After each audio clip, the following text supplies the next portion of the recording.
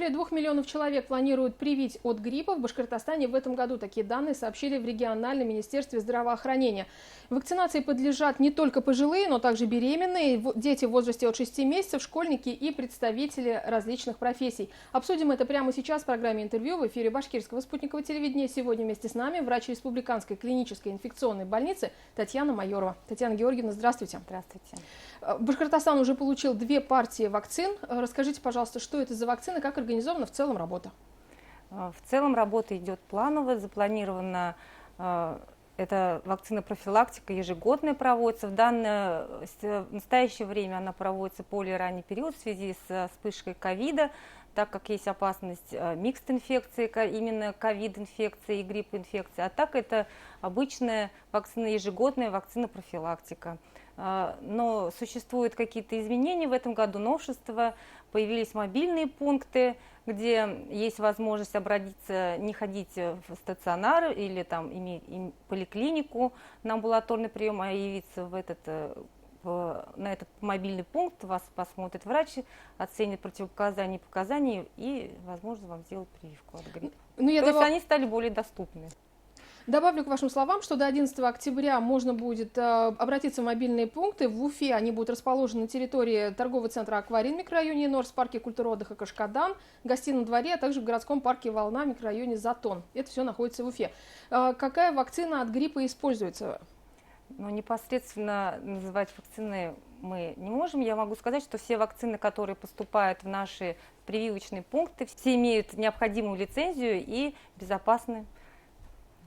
Почему именно вакцина от гриппа, а не от других каких-то респираторных заболеваний? Ну вот мы знаем, что во время в холодное время года наиболее активные становятся острые респираторно-вирусные инфекции и от гриппа. Некоторые могут сказать, почему бы не сделать вакцину от того же риновируса. Да, это возможно, но в этом нет необходимости, потому что грипп – это наиболее контагиозное заболевание, оно протекает более тяжело, и осложнения, и возможность летальных исходов от этой инфекции значительно в разы больше, чем от самой риновирусной инфекции.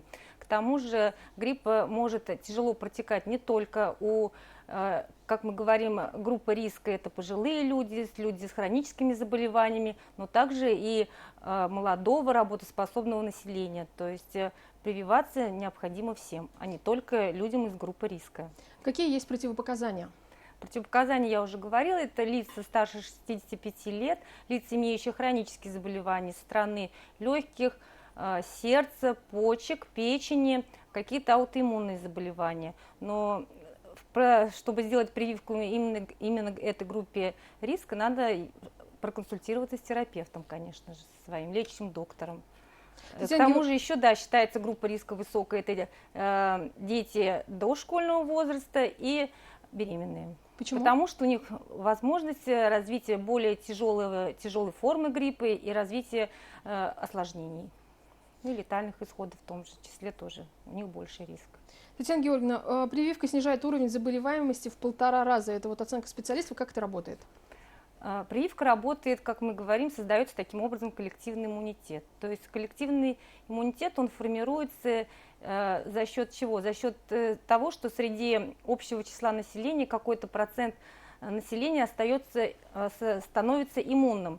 То есть он иммунным становится благодаря чему? Либо за счет того, что он переболел инфекцией, либо за счет того, что он привит. То есть это простой пример. Вот среди 10 человек, если, например, 1 человек заболел, если все 10 человек не привиты, то заболеют практически все, так скажем. Если, например, среди этих 10 человек 4 привиты, 4 человека перенесли инфекцию, то есть он передает инфекцию только одному, и риск распространения в разы меньше получается. То есть за счет вот именно вакцинации создается вот эта прослойка иммунная, которая не восприимчива к инфекции. Вообще менее восприимчива. Сезонный рост гриппа сейчас фиксируется или нет еще пока? В данный момент нет. Ну вот, насколько я владею информацией, нет еще. Угу. И расскажите, пожалуйста, насколько активно жители Башкортостана вообще вакцинируются? Вот если наблюдать картину там, за последние несколько лет. Ну вот сейчас такой период, что какой-то вакцина профилактика проживает какие-то нелегкие времена, появилось много противников этой инфекции. Люди, к сожалению, забывают плохие моменты, то есть они забывают, что были пандемии, эпидемии, что эпидемии раньше захватывали инфекционные заболевания целые континенты. Вот, ну, как на данный момент тоже такое происходит. И многие начинают отказываться от этого. То есть и благодаря этому появляются вспышки, коклюш понемножечку растет, корь нет, появляется, что еще, дифтерия в меньшей степени, корь, краснуха, коклюш, вот так скажу, да. Но хочу сказать, что благодаря вакцинопрофилактике удалось победить около 40 и значительно снизить инфекционных заболеваний, которые вызывают летальные случаи, такие как натуральная оспа, столбняк новорожденных, та же самая дифтерия, лечение которых крайне сложное.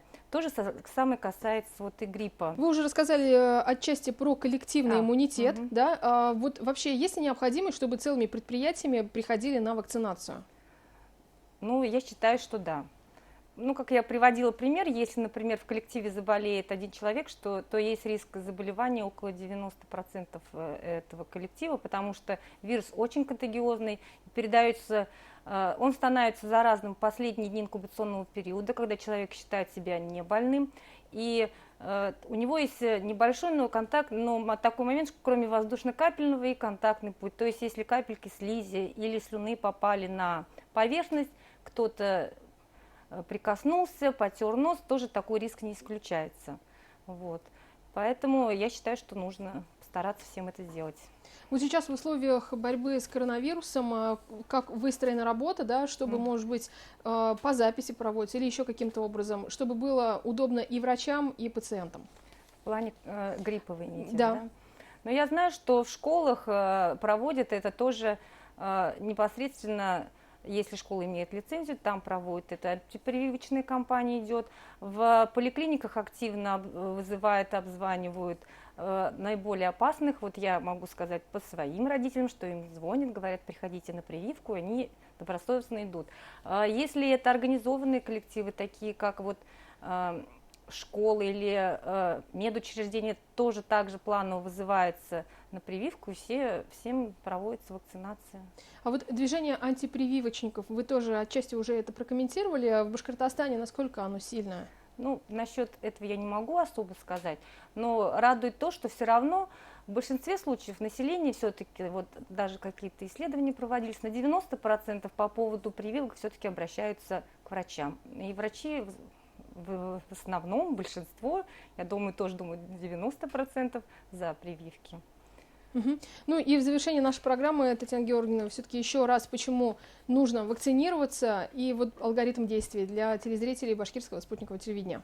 Вакцинироваться нужно от всех инфекционных заболеваний, которые входят и в календарь прививок, и в том числе от гриппа. Почему? Потому что это наиболее контагиозное заболевание, наиболее опасно по развитию своими осложнениями. И если даже вы легко перенесете заболевание, не факт, что ваши родные и близкие также легко его перенесут. Поэтому нужно вакцинироваться. Поэтому нужно вакцинироваться. Спасибо большое, Татьяна Георгиевна. Я напомню, что гостем программы «Интервью» в эфире башкирского спутникового телевидения была Татьяна Майорова, врач Республиканской клинической инфекционной больницы.